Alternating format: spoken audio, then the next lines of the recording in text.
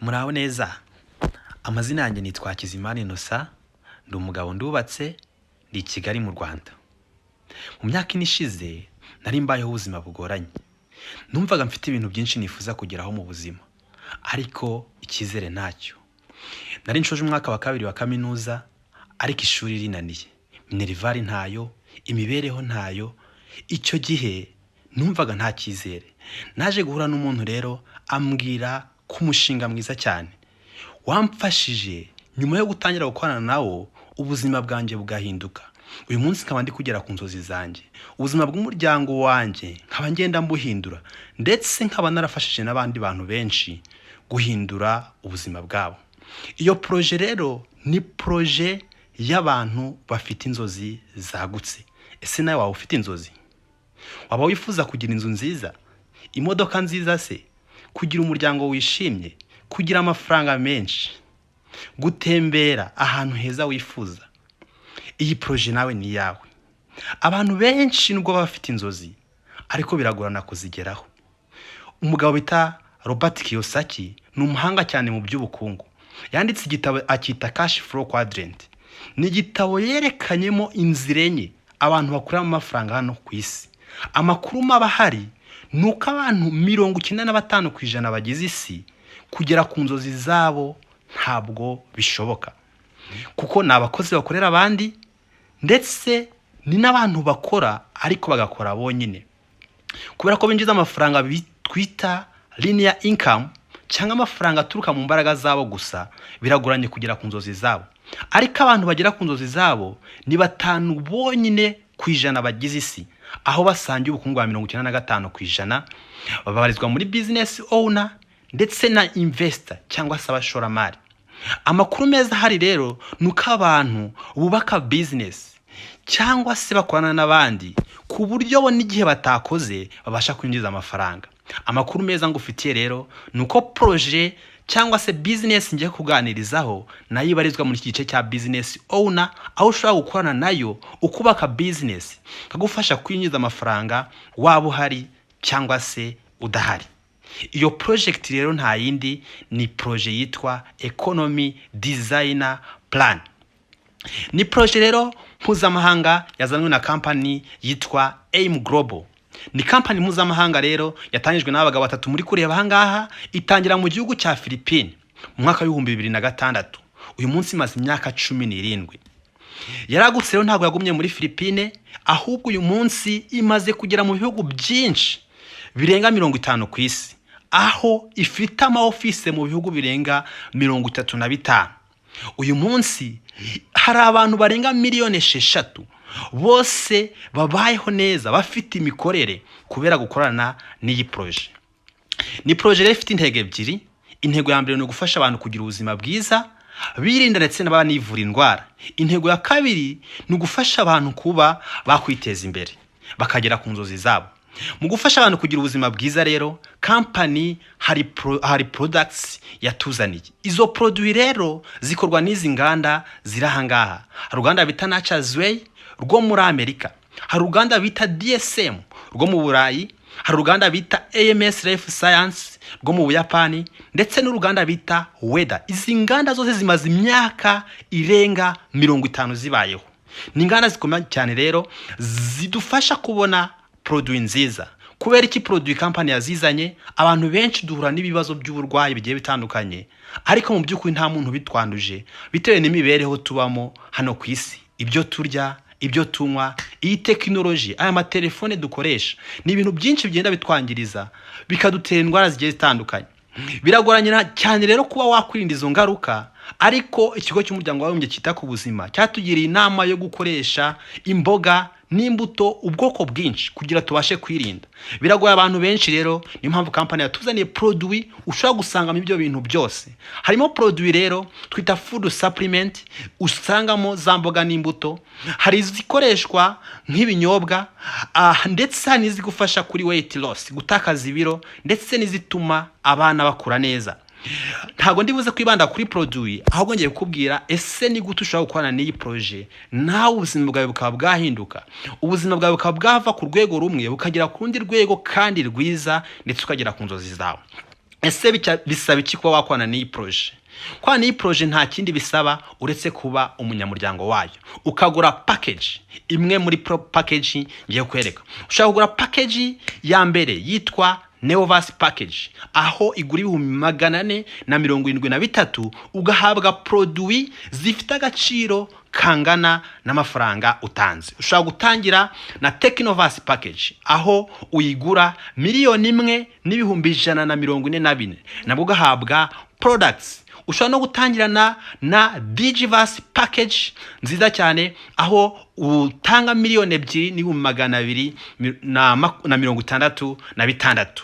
Nanone ushobora gutangira na Big package yitwa Megavas package. Ubu ni uburyo bwiza cyane, aho utanga 4,488,000 ugahabwa products zingana n'amafaranga nawe utanze. Iyo umaze gutangira business rero, tugira uburyo 8 twinjiza amafaranga muri project, aho uburyo bwa mbere ngo twita retail profit, aho iyo ugurishije products wowe ko kuri umunyamuryango uyifatira kuri makeya, company guhera makeya ukayigurisha ufiteho inyungu. Urugero, iyi C247 nimba uri umunyamuryango uzajya uyifatira 30,450, uyigurisha 42,780. Cyo gihe ufiteho inyungu ako kanya 12,330. Ubwo ni uburyo bwa mbere.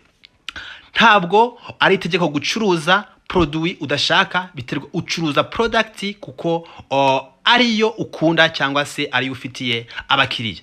Uburyo bwa kabiri nubwo twita direct sponsoring cyangwa se commission. Dusanzwe dutanga amakuru. Iyo uhaye umuntu amakuru ukamuhereza amakuru akazana bakaba umunyamuryango wa company akagura Neovas package, icyo gihe company ituguhereza 61,600.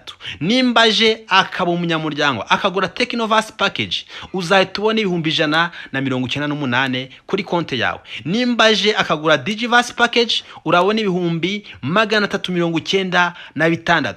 Bwira umuntu aze aho umunyamuryango wa company agure Megavas package, uzahita ukorera 616 byose ako kanya agitangira gukorana n'iyi project. Ahangaha rero amakuru meza nuko usabwa abantu babiri b'ingenzi, umwe akaza munsi yawe ibumoso. Turi gutanga urugero kuri Neovas. Natangira na Neovas, tuvuge Mike wari wowe wamuhaye amakuru, uzahita ubona 61,600. Nuhereza undi muntu wa kabiri amakuru twita Grace, tumwite Grace, agitangira nawe uzamubona 61,600.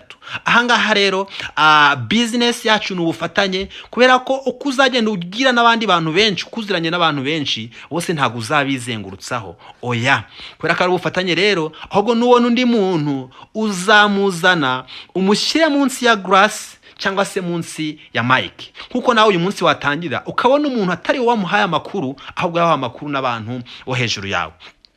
Ubwo ni uburyo bwa kabiri rero. Uburyo bwa gatatu ari nabwo buryo bwagize abantu benshi ba miliyoneri muri company, ni uburyo twita matched sales bonus, uburyo bwo guhuza. Aha babandi wazanye ibumoso hari nawe wazanye iburyo, nawe ibyo bazajya bakora byose uzajya ubibona inyungu. Company iravuga ngo igihe cyose uzagira umuntu ibumoso ukajya n'undi muntu iburyo, yaba ari wowe wamubwiye cyangwa atari wowe wamubwiye, uzajya umwinjiza 37. Bizakomeza rero, aha uzagira abantu ibumoso ugenda n'abandi bantu iburyo, ukaza niba ari Neovas package atangiranye 61,600, iburyo 61,600, ndetse kuko umwe ari ibumoso ndakaba iburyo, ibindi 37 nabyo ubikorere. Ku bantu babiri bonyine uzaho haya amakuru, uzahita ukorera 160 n'amafaranga 200 byose ako kanya ugihereza amakuru abantu babiri. Bizakomeza rero, ikiza nuko kuri Neovas package iyo itangiranye muri system yawe uhitubona imigabane 3 kuri Neovas package. Rero bizakomeza abantu ibumoso batabagenda babwira abandi, ayo buryo nabo bagenda babwira abandi, uko bagenda babwira abandi wowe kuko bamwe bari ibumoso abandi buryo, nawe uzajya ugenda ubona 37. Tekereza rero uko uzagenda ugira abantu benshi, nugira abantu 10 ibumoso ukagira n'abandi bantu 10 buryo, yaba ari wowe wababwiye yaba atari wowe wababwiye, uzagenda ukomeza bahuza ibumoso n'iburyo, ugenda ukorera 37. Nugira abantu 100 ibumoso ibumoso, ukagira abandi bantu 100 iburyo, bagenda batangira, nawe niko uzagenda ukorera bya 37.